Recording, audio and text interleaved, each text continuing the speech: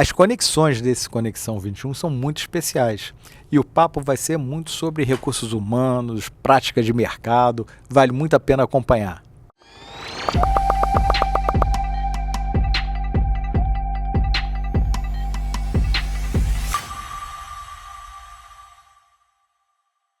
Olá pessoal, bem-vindos a mais um Conexão 21, mais um programa dessa quinta temporada do Conexão 21, e eu tô aqui com essa turma que só tem camisa 10 aqui, conversando com a gente. A gente vai continuar o papo que a gente iniciou na semana passada, vamos dar continuidade aqui, falando. A gente terminou falando um pouco de inteligência artificial, e eu quero provocar vocês com uma coisa, né? A gente sempre fala assim, a inteligência artificial vai entrar, vai pegar emprego dos outros. Não é uma mudança de cultura, né? A gente está aqui em épocas de entrega de imposto de renda. Vamos lembrar lá atrás que a gente entregava o imposto de renda no papel e você fazia aquele negócio, botava no correio, chegava lá em algum lugar no governo e tinha que ter alguém para digitar aquilo. Onde é que estão essas pessoas? Quem é que digita hoje isso? Quem assumiu aquele papel do digitador somos nós, que a gente vai lá no programa, faz aquilo ali. Mas aquelas pessoas, elas não sumiram, elas só estão fazendo alguma outra coisa, né? Então, assim, é toda uma questão de uma mudança de cultura dentro desse negócio. Coisas vão deixar de existir. A gente aqui que conheceu uma informática um pouco mais lá para trás, tinha essa questão do digitador, né? Você entregava, o cara digitava aquelas coisas, digitava as planilhas de dados, esse negócio todo. E outras coisas vão surgir, né? Outras oportunidades vão surgir. Por isso que é muito importante o quê? Que o profissional e principalmente as empresas sejam muito antenados nessas situações aí de mercado que estão acontecendo. Só queria fazer esse preâmbulo aqui para deixar vocês à vontade para comentar e já dar mais uma cutucada aqui no que a gente estava... A gente fez um Conexão 21 espetacular antes de iniciar a gravação. E eu quero provocar vocês com uma coisa. Home office. Pronto. Podem falar. É um desafio, não é? Não é um desafio hoje. O que é o home office, se funciona bem, se gera produtividade, se obedece à cultura da empresa, né? Como é que se é home office completo, se é híbrido, se é parcial, né? Se é parcial, como é que funcionam essas coisas? Eu vou dar o exemplo primeiro lá da Thales, mas eu entendo e concordo com o time que tem que ter ali uma adequação da cultura para você descobrir qual é o melhor formato de trabalho para o teu time.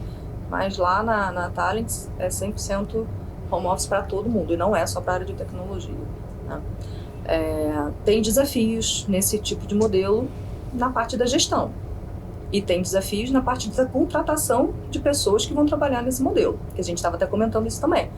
Não é todo mundo que é autogerenciável, não é todo mundo que gerencia bem o seu próprio tempo, que se comunica bem, né? E tem um espaço físico, aí tem o outro lado, né? Do espaço físico dentro da empresa para poder, que é a casa dele, né? A empresa é o quarto dele às vezes. Então como é que ele está? Tem tranquilidade, tem silêncio, tem criança correndo, pulando, então tem que entender qual é a cultura. No caso do IBEU, né? Assim, é impossível fazer um processo que todo mundo trabalha de casa. Ele vai ter provavelmente professores até que trabalham quando vai customizar algo para um cliente, se esse cliente quer aula online, se ele quer, ele vai adequar. Mas tem um formato muito mais presencial. Então depende do negócio e depende, além do negócio, né, da empresa, depende da cultura que ela tem. Agora, quer implementar, se é possível, está de acordo com a cultura, quer implementar 100% ou parcialmente home office, os líderes precisam ser treinados também. Exatamente. Eu tinha algumas reclamações de empresários na época da pandemia, de consultorias de TI que falavam: mas foi horrível durante a pandemia, porque meu pessoal ficava vendo Netflix. Eu falei: mas como é que você sabe? Não, porque a produtividade caiu. Aí vem a questão, que aí eu provocava. Tá bom, como é que você me explica a questão de startups que nasceram na pandemia, nunca tiveram um escritório físico, né? E chegaram a série A, série B? Então, de novo, cultura e modelo de gestão que é diferenciado. Então, se os seus líderes não estão preparados para esse modelo de gestão, não vai funcionar. Mas a culpa não é do modelo em si.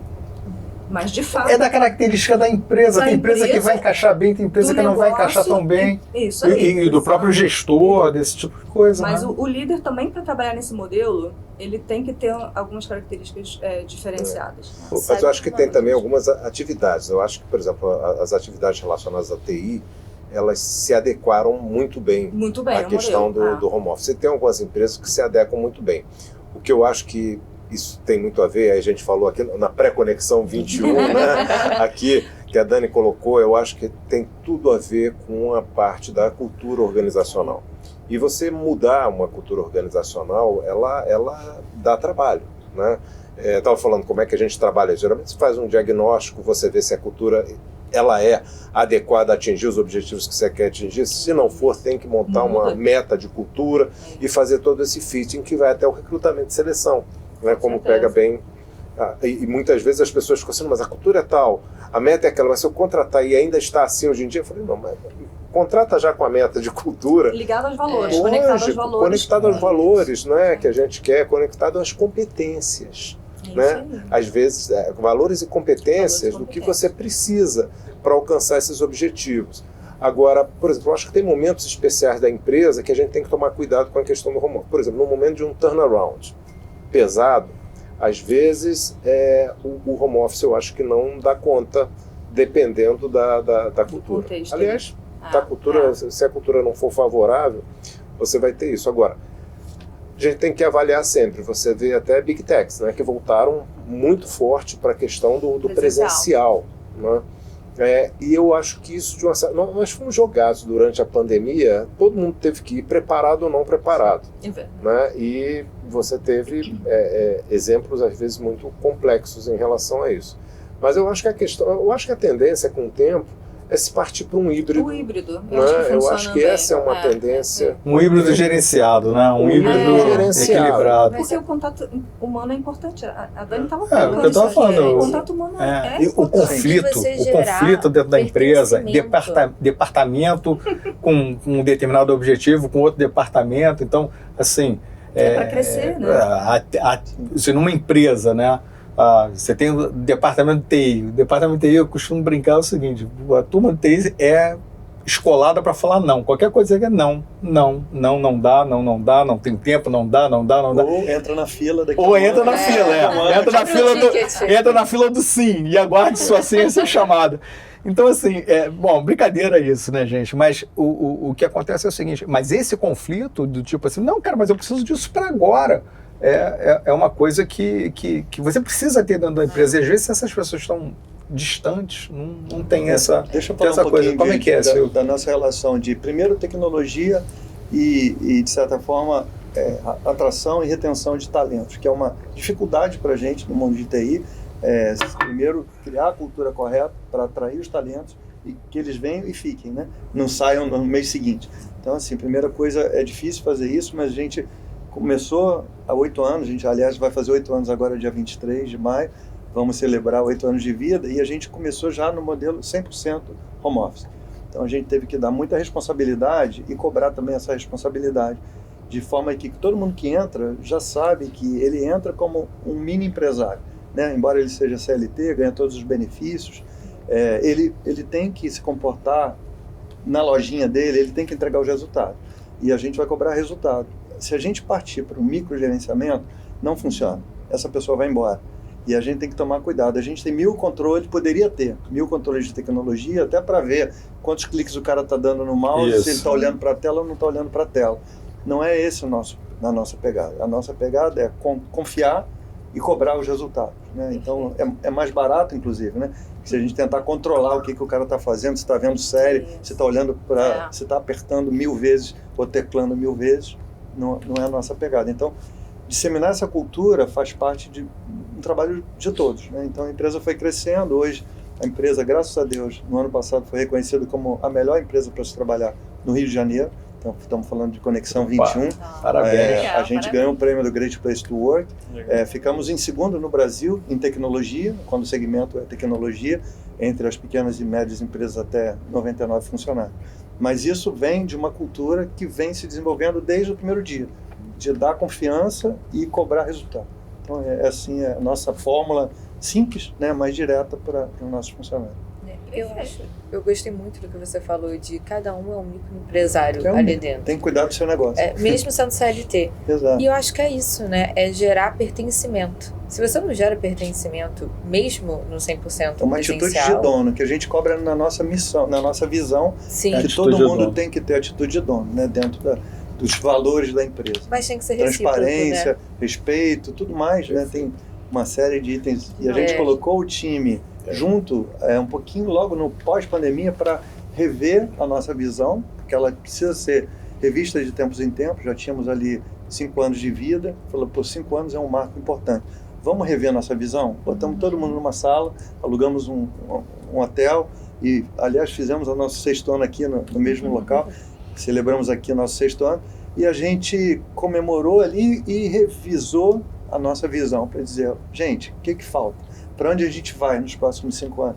E a gente tem que sempre revisar anualmente se a gente está indo na direção correta, porque o mundo vai mudando muito rápido. Então a gente tem que mudar todo ano e dar uma ajustada, falar, olha, a gente agora não vai mais por aqui, vai fazer uma curva à esquerda e vamos para cá, porque o mundo está pedindo outro tipo de tecnologia, surgiu uma nova parceria, vamos trazer uma nova implementação, uma nova solução. O que era verdade no passado não necessariamente vai ser verdade hoje ou amanhã.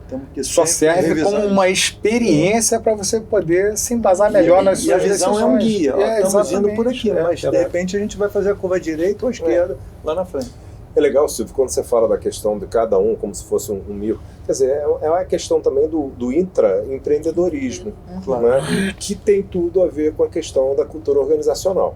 Quer dizer, se você não formar, né, Dani, aquela questão do cara lá com essa cultura de intraempreendedor, né, que ele vai estar tentando, quer dizer, o intraempreendedor ele está relacionado também claramente com a cobrança de resultados. Sim, mas também com reconhecimento e prêmio. Exatamente. Ele quer ser ouvido, metas, né? prêmios, reconhecer e compartilhar um pouco dos resultados que cada colaborador traz. Um pouco que eu digo que cada colaborador colabora um pouco. Mas na visão do empresário e dos fundadores, tem que vir que o negócio é de todos, não é meu. O negócio se o negócio der certo, se tá bom, é bom para todo mundo. E se der ruim, vai dar ruim para todo mundo. Então, os resultados positivos têm que ser compartilhados financeiramente, monetariamente. Então, esse e aí isso sim se traduz nesse prêmio de Great Place to Work. Porque aí o cara funciona como uma microempresa, mas ele tem os resultados da microempresa dele. E reconhecido além do salário. Né? Assim, seu salário, pacote de benefícios é o básico para você viver e viver confortavelmente.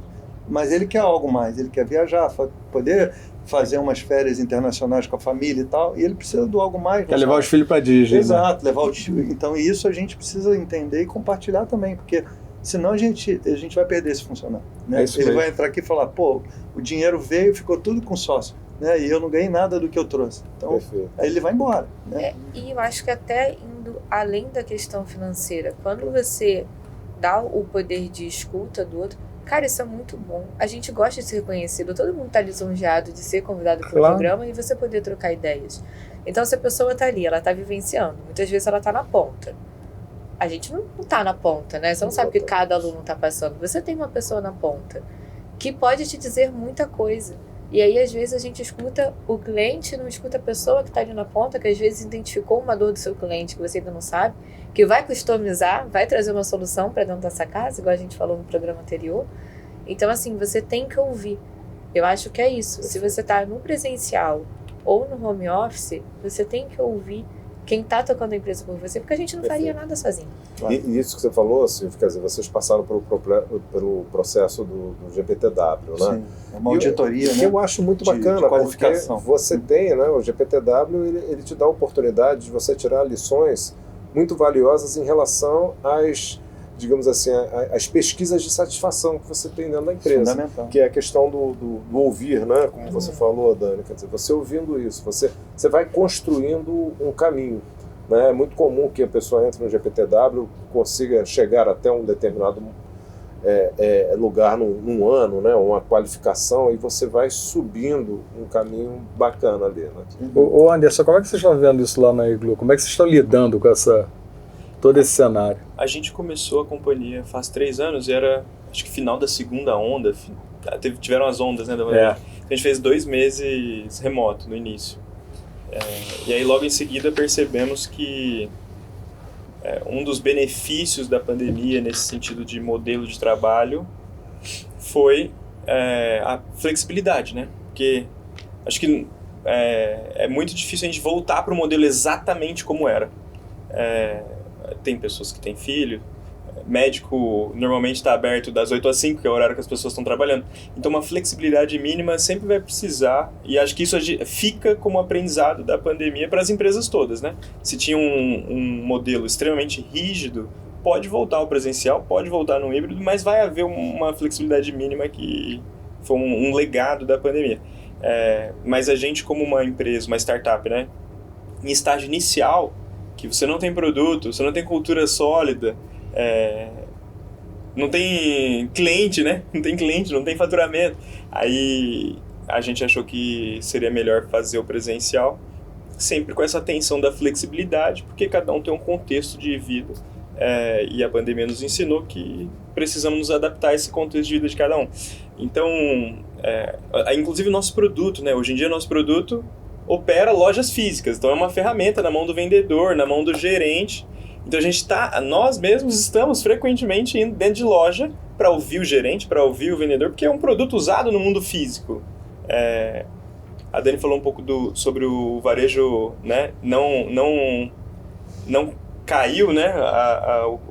Não decresceu esse ano como era esperado, e até hoje ainda 85%, 90% do varejo é varejo físico. Então, se a gente precisa estar na loja com os nossos clientes, também precisamos de um ambiente físico para conversar sobre isso. E aquela famosa história, né? Olha só, o famoso horário comercial é uma convenção. É uma convenção do seguinte: olha só, vamos combinar uma coisa, todo mundo trabalhando nesse horário, que se a gente precisar falar com o Silvio, com o Anderson, é nesse horário aqui que a gente vai se falar, não vou incomodar os caras em outro horário. Se precisar de solicitar alguma coisa, isso é uma convenção. Então, assim, porque o horário comercial não pode ser o vilão da história. Sim. Ele só é uma convenção. E uma experiência de muito tempo atrás, na minha empresa, o cara falou assim: não, Roberto, mas sabe o que acontece? Eu trabalho muito melhor à noite. Muito melhor. Eu falava para ele o seguinte: cara, eu também.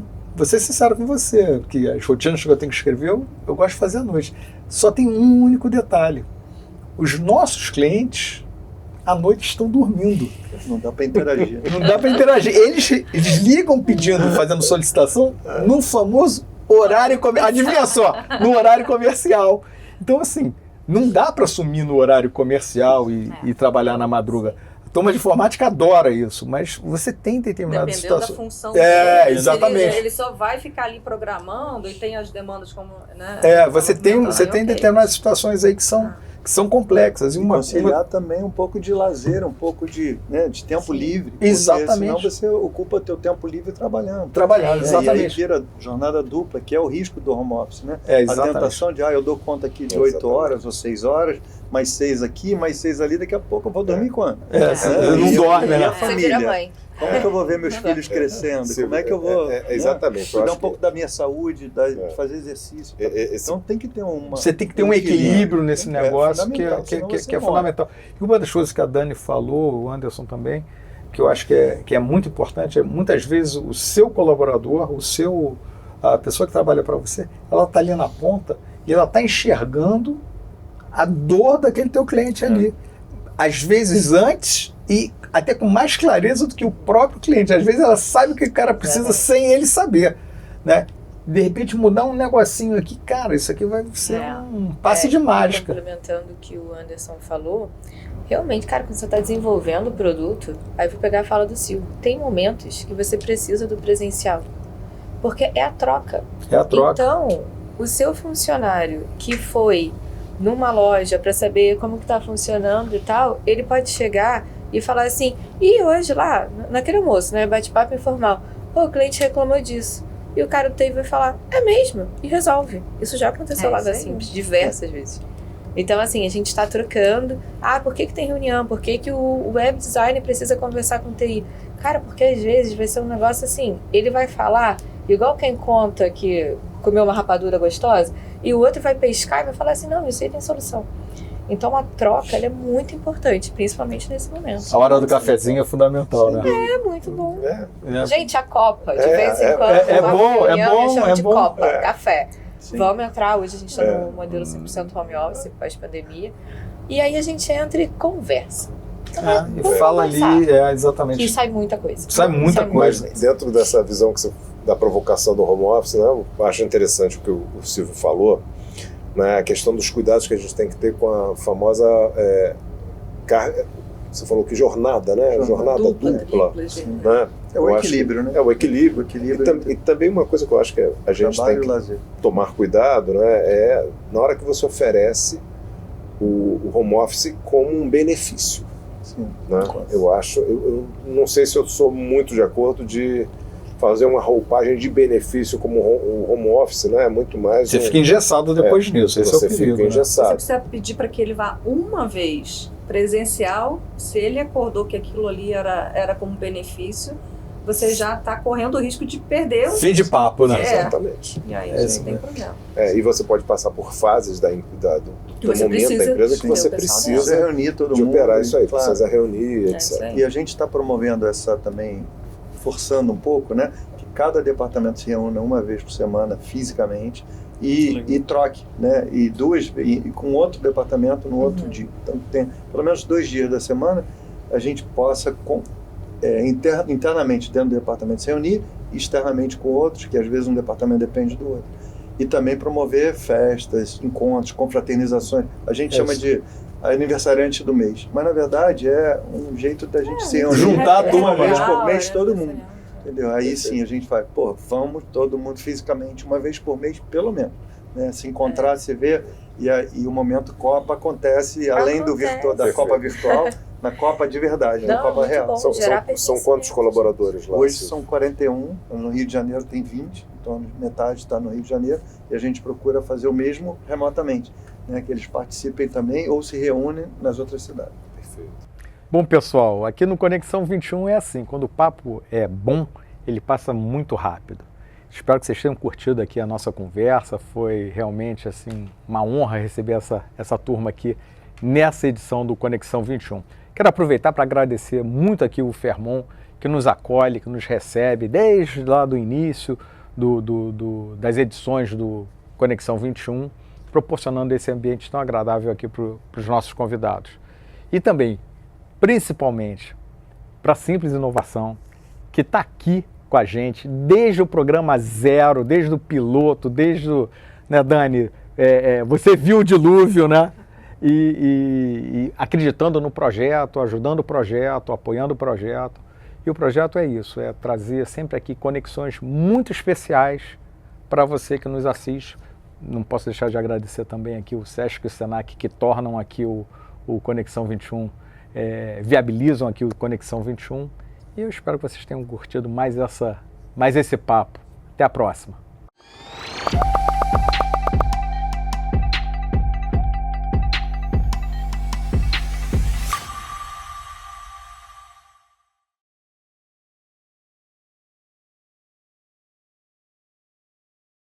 Você já possui um e-commerce e deseja aumentar seu faturamento? Conheça a Simples Inovação, especialista em evolução de e-commerce, full commerce e gestão de anúncio. Revolucione seu e-commerce e aumente seus resultados. Acesse simplesinovação.com e alavanque as vendas do seu e-commerce. O Sesc é pra gente viver mais. Vem viver mais amor, arte e prazer. Tudo que há pra você. Vida vem acontecer. Sonhos são pra se viver. Vem viver. Vem viver. A maior marca de bem-estar social do Rio. O Brasil possui uma encantadora produção de vinhos que merece ser descoberta.